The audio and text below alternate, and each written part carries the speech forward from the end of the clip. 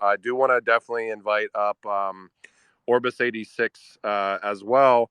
If you guys aren't aware, Orbis has done multiple Twitter Spaces recently. Over the past few months, driving in tons of engagement from multiple different communities to not only engage with other Hedera community members, but also start learning about the tools and functionality of the Hedera network. Yesterday, or on Saturday during Hedera Ween, we had two people that I believe have played around with HashPack a little bit. They come from Ethereum. They have on-chain Buccaneers, and they came into the Hedera Hashentine space on Saturday. Gave away $1,000 NFT, which was fantastic. And I believe Orbis's mission is also to onboard kind of the next billion people into Web3, and certainly wanting to do that through utilizing the Hedera network. So, man, I'm giving Orbis an intro like I would normally give you, Patches, and I apologize for that. But what's up, Orbis? And welcome up to the stage. Thank you so much for joining. Hey, King Solomon. Thank you for having me here. And it's an absolute pleasure to be sharing the stage with you, with Patches. And Patches, it's no secret, right, has been building for a long time in the space and he is greatly revered. So Patches, your reputation obviously, precedes you. And when I met with the Hedera Foundation team back at NFT London, any question I had about development, and this is even coming from Brady, right? Like literally from Swirl's lab, they would be like, Brady was like, you know what? I can't remember, but Patches would probably be the right person to talk about it. So that's coming literally from Swirl's lab, right? And King Solomon, we have obviously wiped it with the fact you aren't just a I mean, you're a freaking genius, obviously, with what you do, but also the fact that you believe in developing Web3, right? And yes, we are here, we are talking about Hedera. I know we have a lot of love for Hedera, but also we keep our minds open and then we look at all of the other ecosystems out there too. And I think that is extremely important because at the end of the day, um, like 5 years from now, users will not know which ecosystem they're really getting onboarded to, right? Because the experience needs to be that smooth and that friendly. And I completely agree with what Patches has said. So over for our project, all of our Sigma DAO members, we minted our DAO NFT on Ethereum. So all 25 of them, we just sent them two videos that, hey, this is how you create a wallet, this is how you associate a token. We did not have a single person come back to us asking us to help them through anything, right? Except for the fact that, they needed like a couple of H bar for the token association. But I completely agree with you, Patches. I've mentioned this a few times that the first touch point for consumer onboarding, right, for onboarding anyone, for onboarding the end user, the first touch point is the wallet. And again, props to HashPack for an amazing wallet onboarding experience. And Mark knows I've mentioned this a few times, and literally I can have screenshots from people saying that the wallet onboarding was fantastic. That includes my husband, who's actually not as deep into Web3 as I am, and he just has a couple of wallets. He has Coinbase, he has Wallet, and he has this one. And the moment he was like, "Oh, I can just see all my NFTs in my wallet over here and it just works nice." I was like, cool, I like it. So yes, definitely an amazing experience with that wallet onboarding. So I would love to, real quick before I kind of get into some questions for you, Orbis. We are hosting this Wednesday. We're kind of back to our normally scheduled content at 5 p.m. Eastern time, which we're doing, a lot of cross chain, cross network spaces. We have a Left Zero coming up, three individuals from a Left Zero. We've got one individual working with IOTA. I just got word that we have V Chain coming in. I believe Hashpack's going to be there from Hedera. If either you or Patches want to join up on that panel, that'd be fantastic as well. It's at 5 p.m. Eastern time. Just trying to give more eyes on what everybody's doing, kind of a bigger community type way across multiple networks. And then also a huge shout out to Pre IPO Club. If you guys aren't aware, through Genfinity, really providing kind of free financial literacy. Valor, if we could post something from Guide to Series 65, again, sponsored by Pre IPO. If you guys have questions about the guide or questions about the financial literacy that he's publishing that we're facilitating to push out, feel free to DM him, give him a follow as well. And a shout out to HashPack and a shout out to Swirls and shout out to Serenity Shield, who I saw down here earlier. All right, let me get into Orbis86. So, Orbis, I think it's always interesting to learn a little bit about the background of people in this space. One of the first questions that I always like to ask is, what is your personal onboarding journey into crypto and Web3?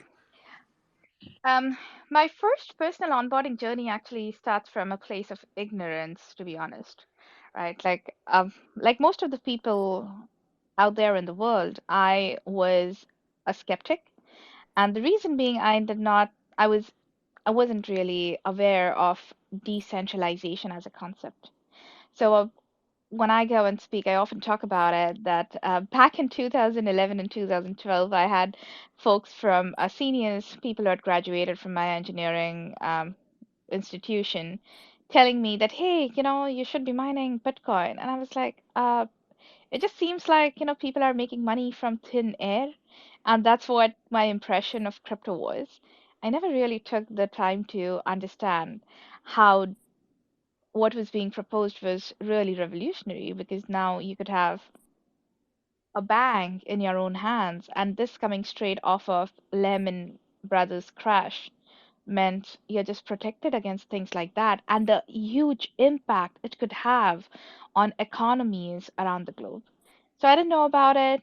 Then come 2015, 2016, the wave of ICOs that went, crashed and burned, right? Obviously, there was that skepticism even then. But then I started investing a little bit into crypto. And I use the word investment here, right? Because even at that time, it was just like, oh, you put in a little bit of money that you don't care to lose, and if things go well, it will, just shoot right up. And that's how my journey, unfortunately, that's how it started. It's only over the past couple of years that I have become more aware about how much more powerful decentralization is and how it extends beyond just decentralized finance. So now I'm much more aware, but my journey really started with, hey, I have some spare money to invest, and if I'm ready to make a risky bet, I'm just going to invest it in crypto. And yes, that's how my journey started. Yeah, and if you could give us, on the back end of that, the journey for you to decide to launch your own project, um, amongst, and by the way, I should preface this by saying I had a chance to meet with Orbis probably a week or two ago, and I mean, she's got a massive team, a massive network, a mass amount of people that she knows from different ecosystems as well, which is always quite amazing. So the journey to launch your own project, and the journey that kind of made you want to, start leveraging the Hedera network for your project as well, and kind of what that looked like from your experience. Thanks for that question, King Solomon. So, first of all, why an NFT project, right? Because by my background really is I started as a Java developer back in 2007, and then in about 8, 10 years ago, I moved into product management. Um, when I started my startup, and then we were looking, this is back in November 2021, and we were looking at NFTs. Obviously, November 2021 was like the peak of, NFTs becoming like a household name. And what attracted me to that wasn't just, well, one of the things, right? You're starting as a startup, right? So obviously there was capital that was involved, but more importantly, the notion, the idea of building a community enterprise, building with the community, building for community prosperity, that was what really attracted me to this idea. Why though? Um, well, I have come from pretty humble backgrounds, and there was a time in my life, back in 2003 to 2007, for example, right, when I was enrolling in my graduate school for engineering, and the fees for the entire year that included tuition, everything like food, boarding, lodging. tuition fees, all my expenses, all lumped in together, they actually amounted to $300 to $400 a year. And at that time, we didn't even have that much money. So I had to get by, getting scholarships, and there were people who helped me, and they gave me money without expecting a single penny in return. And that is why I love this idea of not building to just make a couple of people mega billionaires, but building with the community, building for community prosperity where everyone grows. And the idea of taking this to people in these various recesses of the world where they don't even have reliable banking systems. So I know this, a lot of the times this comes as a surprise to people when I ask people this question that, hey, what do you think the average citizen of the poorest country in the world makes in a year? And the poorest country in the world is Burundi. And many times, folks from the US would be like maybe $5,000, $10,000. And actually, the global poverty line is at 1,800 or something, $1,800, right? But the poorest nation in the world, which is Burundi, their per capita GDP is $290 a year, a year. And decentralization can actually change that. I mean, so that is the reason why I got attracted to NFTs, building with the communities, building for the communities, and building for community prosperity. And from the Hedera standpoint, I know that you guys are obviously launching aspects within the Hedera ecosystem as well. So, what kind of drove you into Hedera? How did you find out about Hedera, I guess, first and foremost? Um, what drove you to launch your project in Hedera? And what's your experience? Again, I'm doing the three question thing here, Patches. What's your experience for new people that you show the Hedera ecosystem to, whether it be wallet or network functionality, etc. So, I ran into Dylan, so I think a lot of folks in the ecosystem know Dylan, right? Helping Hands. Dylan and Sarah, we have, I don't know, I mean, it was probably our third or fourth conference where we had a run-in. And every time I met them, they had all praises for Hedera, right? They were like, hey, you should meet folks in the Hedera ecosystem, and everyone's super nice. So it was probably the third or fourth time around when I actually sat down and had an hour-long conversation with Dylan, and he was talking to me about Hedera and how the tech is cool, and the people are cool, and people are really loving. And Dylan and Sarah, these guys are loving souls, absolutely brilliant people. And Dylan, I mean, they're just a 12 of people, right? So I thought, well, Dylan probably is probably perhaps overly optimistic and he just sees the good in every single person because you have people, who have such a kind soul. So when he said that every person, Sonia, that you meet in the Hedera ecosystem is going to treat you with kindness and respect, I thought, well, that can't be true. And then he introduced me to Jacob from HashPack. So Jacob, obviously, being one of the co-founders, and here's the thing, when I met Jacob, these guys walked me through a lot of stuff for the next, I don't know, like an hour, 1.5 hours, and this was like super late for Jacob because, he's based in Central European time. And then from there, Jacob introduced me to Alex. He had also introduced me to Patches, and every single person that I met, they made time for me. They made time to answer my questions.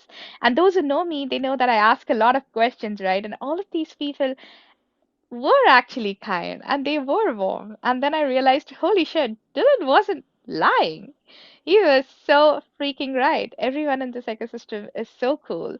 And then I took a little bit of time to understand how Hashgraph is different, the low gas fees, obviously brilliant. Like one of the things that, and King Solomon, thank you for catching on to that and for repeating that. We have mentioned that we want to bring on 1 billion people to Web3, and we want to do that through art, entertainment, education.